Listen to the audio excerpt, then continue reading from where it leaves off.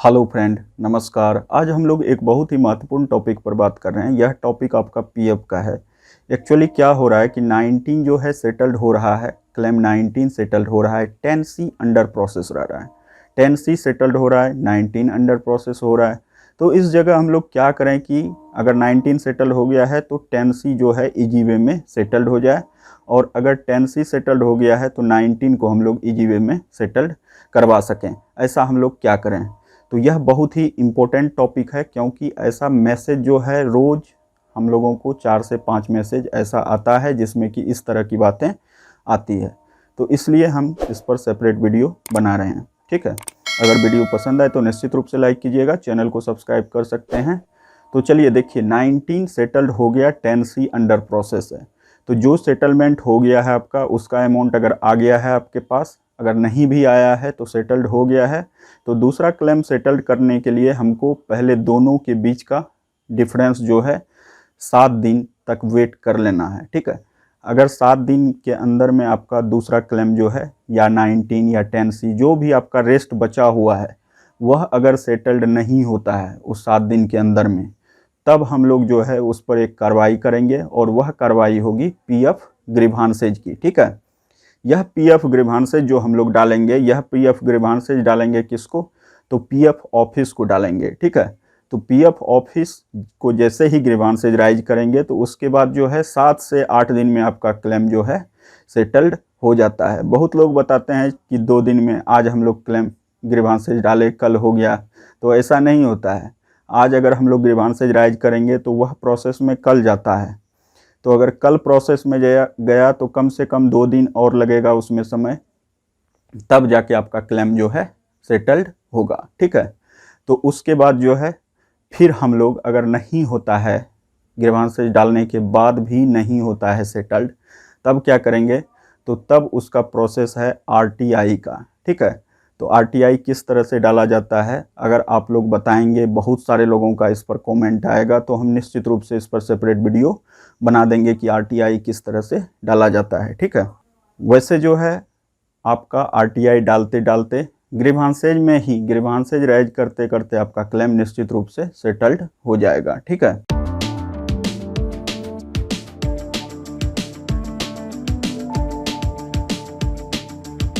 अब देखिए यहाँ सवाल यह उठता है कि क्या करें कि यह परेशानी आए ही नहीं हमको।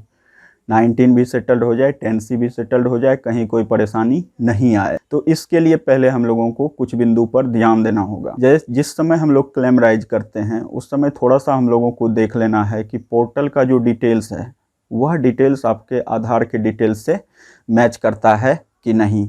मान लिया जाए आधार में फादर्स का नेम कुछ और है, पोर्टल पर कुछ और है, तो उस केस में क्या होगा, आपका क्लेम जो है रिजेक्ट होने की संभावना रहती है। ठीक है, इसके बाद जो पेपर हम लोग सबमिट कर रहे हैं, जैसे कि बैंक की कॉपी, तो बैंक की कॉपी अगर पासबुक डाल रहे हैं तो पासबुक में जो फादर्स का नेम है वह अगर पोर्टल के नेम से मैच नहीं करेगा तो उस समय भी आपका क्लेम सेटल्ड नहीं होगा, वह जो है रिजेक्ट हो जाएगा या बहुत दिनों तक अंडर प्रोसेस रहेगा और फिर रिजेक्ट होगा। ठीक है, तो इन समस्या को थोड़ा सा ध्यान में रखना होगा। इसके बाद क्या है कि जो हम लोग डिटेल्स, बैंक डिटेल्स सबमिट कर रहे हैं, जिसका कॉपी सबमिट कर रहे हैं, वह कॉपी जो है पूरी तरह से क्लियर हो। ठीक है, और तब उसका जो है पीडीएफ बना के उसको पोर्टल पर डालिए। ठीक है, पीडीएफ नहीं, जेपीजी चलता है, वहाँ जेपीजी डाल के जो है आराम से उसको सबमिट कर दीजिए।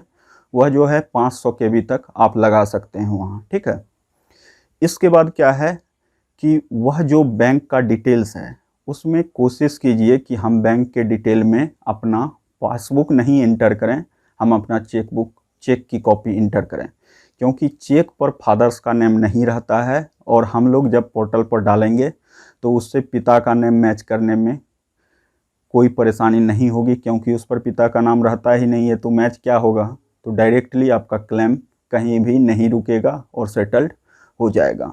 तो यह एक बहुत ही इम्पोर्टेंट क्लू है, अगर आप लोग नहीं जानते होंगे तो यह जान लीजिए। ठीक है, इसलिए हम लोग रिकमेंड करते हैं जो कि मैक्सिमम लोग चेक ही अपडेट करें, चेक ही अपलोड करें पोर्टल पर। इसके बाद अगर 50,000 से अधिक है पैसा पीएफ का खास करके, तो उस केस में 15G निश्चित रूप से डालिए। 15G डालेंगे तब जाके आपका जो है वह पूरा का पूरा पैसा आएगा, नहीं तो या तो वह रिजेक्ट हो जाएगा क्लेम, या अगर रिजेक्ट नहीं हुआ क्लेम तो वह क्या होगा कि TDS उसमें कट के आपके अकाउंट में आएगा और फिर आपको उस TDS को लेने के लिए ITR फाइल करना होगा, तब जाके वह TDS नेक्स्ट ईयर आएगा। ठीक है, तो इस परेशानी से बचने के लिए हम लोगों को जो है क्या करना होगा कि 15G अगर 50,000 से अधिक है तो निश्चित रूप से फिल करना होगा। ठीक है, 15G किस तरह से फिलअप किया जाता है इसका वीडियो हम सेपरेटली बना देंगे, तो आप लोग कहीं कोई परेशान होने की बात नहीं है। बहुत जल्द हम 15G का भी वीडियो आपको देंगे। ठीक है, इसके बाद है कि एक बहुत ही और इम्पोर्टेंट पॉइंट है, वह है पासबुक को चेक करना। जब हम लोग क्लेम कर रहे होते हैं तो उस समय हड़बड़ करके क्लेम कर देते हैं, तो पहले पासबुक को चेक करना है कि पासबुक में किसी मंथ का एंट्री बचा तो नहीं है या एंट्री नहीं किया गया है। अगर एंट्री नहीं किया गया है तो वह अपने एम्प्लॉयर से बात करके वह एंट्री डलवा लेना है, क्योंकि अगर वह एंट्री जो है पेंडिंग रह जाता है तो उस केस में क्या होगा कि आपका क्लेम रिजेक्ट हो जाएगा और वहाँ NCP डेज करके लिखा रहेगा। ठीक है, प्रॉब्लम में NCP डेज करके लिखा रहेगा, तो NCP डेज से बचने के लिए यह जो है बहुत ही इम्पोर्टेंट है। ठीक है, तो इस तरह की अगर बातों को ध्यान में रखा जाएगा तो निश्चित रूप से आपका क्लेम 100% जो है सेटल्ड होगा, उसमें कहीं कोई परेशानी की बात नहीं होगी। ठीक है, अगर आप लोग इसमें से थोड़ा सा भी कहीं मिस कर रहे हैं तो इस पॉइंट को निश्चित रूप से देखिए, आपका क्लेम सेटल्ड हो जाएगा। ठीक है, तो अगर आप लोगों को यह जानकारी अच्छी लगे, वीडियो पसंद आए तो निश्चित रूप से लाइक कीजिए, चैनल को सब्सक्राइब कर सकते हैं, और इसमें कहाँ क्या प्रॉब्लम है और आप निश्चित रूप से कमेंट में बता सकते हैं। हम इंस्टाग्राम ID जो है डाल रहे हैं नीचे, ठीक है, डिस्क्रिप्शन में, वहाँ से जो है आप लोग इंस्टा पर हमसे संपर्क कर सकते हैं। ठीक है, तो चलिए मिलते हैं नेक्स्ट वीडियो में, तब तक के लिए बाय बाय, जय हिंद।